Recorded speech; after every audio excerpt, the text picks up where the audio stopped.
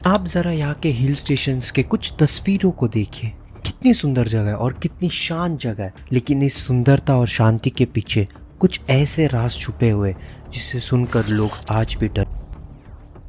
तो रिसेंटली यहाँ पर एक रियल लाइफ केस सामने आया था जो अभी तक पुलिस वालों के लिए एक मिस्ट्री बना हुआ है। तो ये केस है स्वप्निल चैटर्जी का, जो 23 साल का लड़का था और वो अपने दोस्तों के साथ इस हिल स्टेशन में घूमने आया था और वो सभी लोग एक गेस्ट हाउस में रुके थे।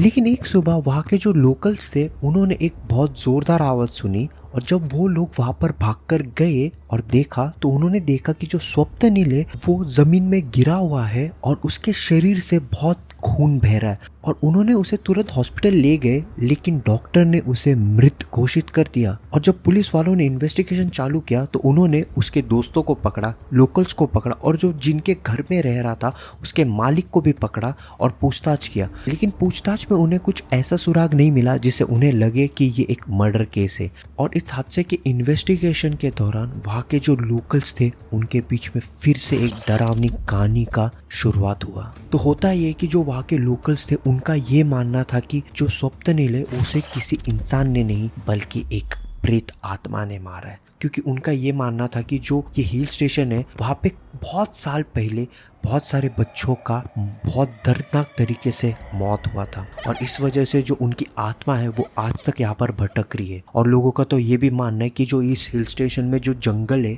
वहाँ पर अगर कोई जाता है तो वो जिंदा लौट कर नहीं आता। अगर वो इंसान इन्हें मिल भी जाता है तो वो जिंदा नहीं बल्कि मरे हुए हालत में मिलता है उन्हें। और जो पुलिस वाले वो सब इन बातों में नहीं मानते और इस केस की जो पूछताछ है वो अभी तक चालू है। लेकिन आपको क्या लगता है कि जो लोकल्स बोल रहे वो सच है या फिर कुछ और ही कारण है? मुझे कमेंट कर ज़रूर बताना। मिलते हैं नेक्स्ट शॉट के लिए, तब तक के लिए बाय।